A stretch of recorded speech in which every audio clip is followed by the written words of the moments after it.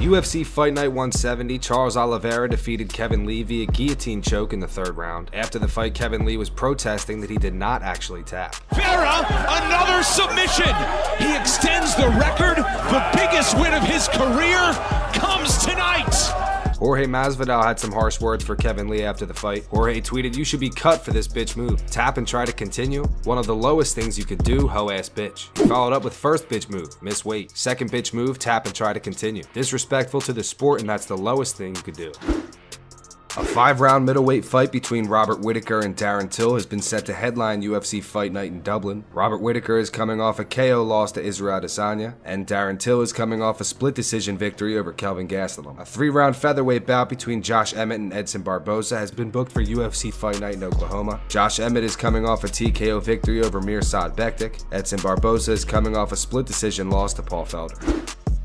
Here is some new training footage of Yoel Romero straight after his loss to Israel Adesanya at UFC 248.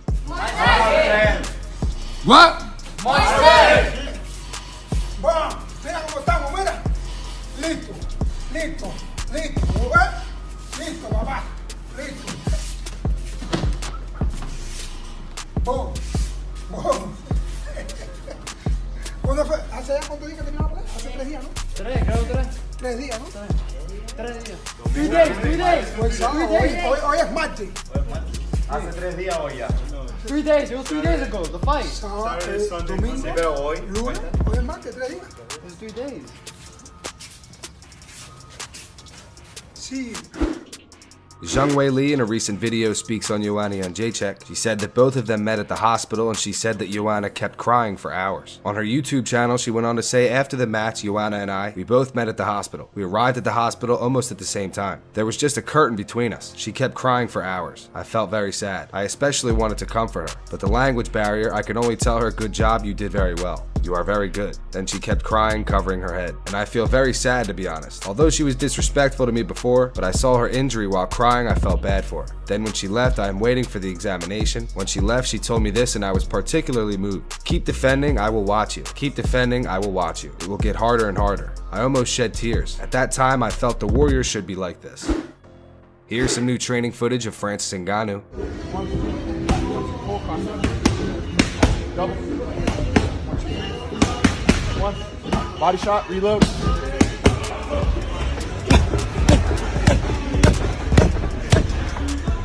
Atta baby. Take his fucking soul. Let's go.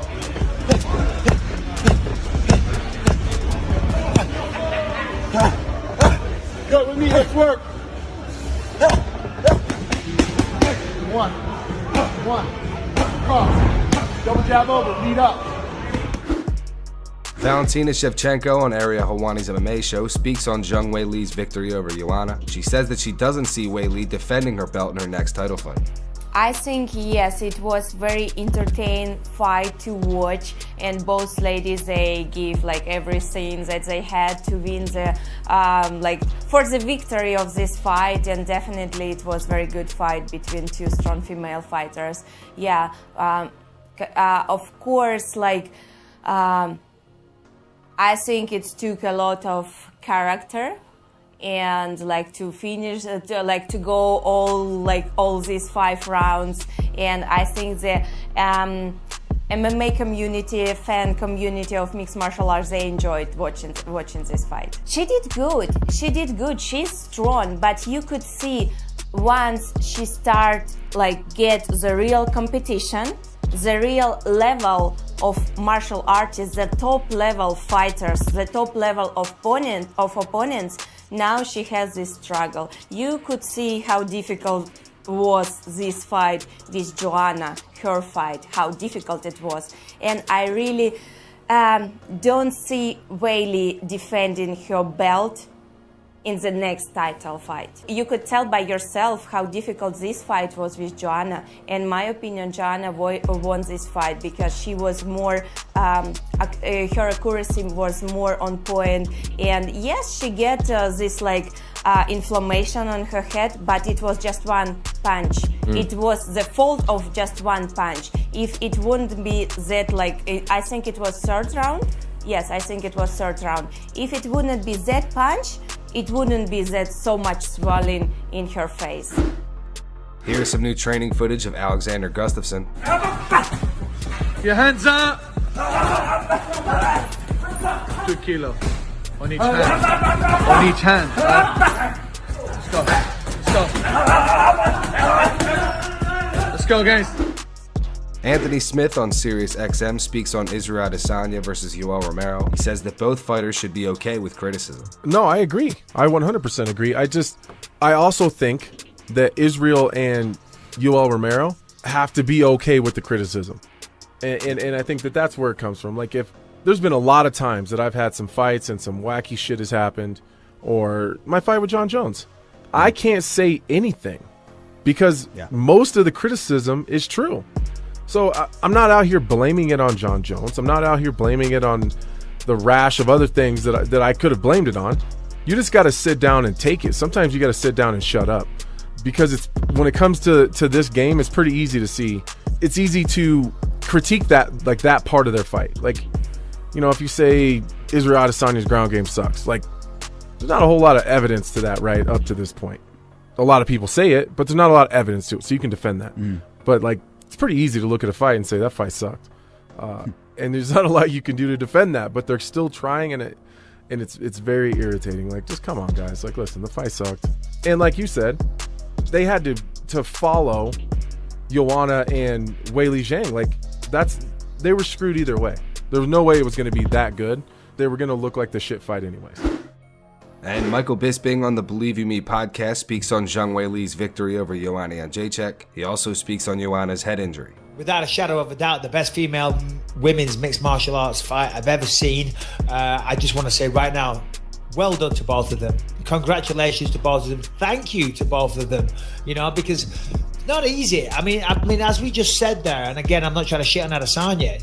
You know, we'll get to that in a minute. You know, it's tough to fight fire with fire. It's tough to stand in the pocket and trade blows.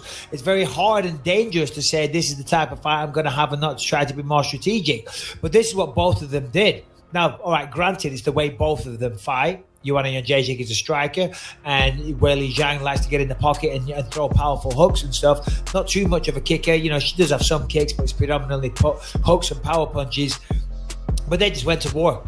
Right from the start to the fucking finish, it didn't slow down, and then they just started landing with more frequency. The punches were landing with more impact, and they didn't slow down. I mean, Zhang Weili started to slow down a little bit, but then she found the second wind and stuff. So it was just a fucking amazing fight, and I think everybody feels the same way. And as you saw there, you know, the head on Jędrzejczyk. I mean, this is the thing. I mean, it's a dangerous sport. It really fucking is. I mean, I remember, I think it was the end of the second or the third, we started seeing an egg on top of her head, like a big hematoma. But then, for me, it swelled to the entire head. And the poor girl, it's out of line, because we're seeing all like the memes and stuff online now, you know, which, listen, I guess that's the way, right? She maybe once the swelling goes down and she can see straight and she's back to normal and she gets over the saddening heartbreak of losing a world title fight and losing her win bonus and not being the champion and endorsements and all the rest of it, and the adoration of her fans and the loss of all that hard work and determination and flying all over the world and sacrificing time away from family and friends. Yeah, I'm sure once she gets past that, she'll laugh. She'll laugh heartily into the night, Lewis. Come on, get a grip. But yeah, I mean, there's a side-by-side. I always say this, I'm not going to make fun of it. I'm not. Number one, I don't find it funny. I find it shocking. It's definitely shocking to see the amount of swelling. But I don't think it's funny. You know, certainly as a fighter, maybe you as a comedian and a fan, you can. Because I always say, obviously, I have one eye, right? And I can pop it out right now. Right, but anytime I saw a fighter make fun of my eye, I used to always say, well, fuck you. I hope and pray that the same thing doesn't happen to you. You shouldn't tempt fate like that. Because I'm retired, so maybe I can talk shit now. Yeah. But if you're still an active fighter and you're going to mock another fighter's injury and then step into an octagon, fucking hell, mate, you're tempting fate that the same thing's going to happen to you. So I won't do that. And actually, I think it's in very, very bad taste for another fighter to do so. Everyone else, as members of public, they can do whatever the they want. That's going to wrap it up for the news. Thank you so much for watching. If you enjoyed the video, be sure to drop a like down below and subscribe to Full Mount MMA on YouTube. Here are the 3 top comments from last video. These comments are in reference to UFC Fight Night 170. First one says Kevin wasn't tapping. He was just patting Charles on the shoulder to let him know it was a good joke. The second one says Kevin acting like a kid in school when the teacher caught him cheating on a test. And the final one says Kevin Lee's cardio is atrocious. It seems to get worse every fight. Those were the 3 top comments from last video. If you want to be featured in the next video, be sure to drop a comment down below on this one.